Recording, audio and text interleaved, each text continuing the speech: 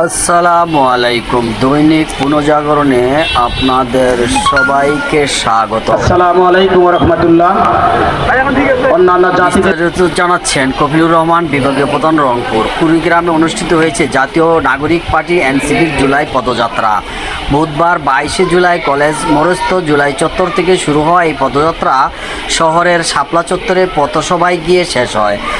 দেশ গড়তে জুলাই জাগরণ কর্মসূচির অংশ হিসেবে আয়োজিত এই পদযাত্রায় গণভোটের রায় বাস্তবায়ন, কর্মসংস্থান সৃষ্টি এবং সীমান্ত সুরক্ষার দাবি জানানো হয়। এনসিপি নেতারা বলেন, জুলাই চেতনা নতুন প্রজন্মের কাছে পৌঁছে দেওয়া, শহীদদের অবদান স্মরণ করা এবং দেশ গঠনের অঙ্গীকারকে আরও শক্তিশালী করাই এই আয়োজনের মূল উদ্দেশ্য। এ সময় বক্তব্য দেন কেন্দ্রীয় সদস্য সচিব আখতারুল হোসেন এমপি, ডক্টর আতিক মুজাহিদ এমপি, উত্তরাঞ্চলের মুখ্য সংগঠক সার্জিস আলম, মুখ্য সমন্বয়ক নাসিরুদ্দিন পাটোয়ারি, জাতীয় নারী শক্তি আহ্বায়ক মনিরা শারমিন ও ডাক্তার মাহমুদা মিতু এমপি সহ কেন্দ্রীয় স্থানীয় নেতৃবৃন্দ। শেষ পর্যন্ত পদযাত্রাটি কুড়িগ্রামে ব্যাপক জনসমাগম ও উদ্দীপনার মধ্য দিয়ে সম্পন্ন হয়।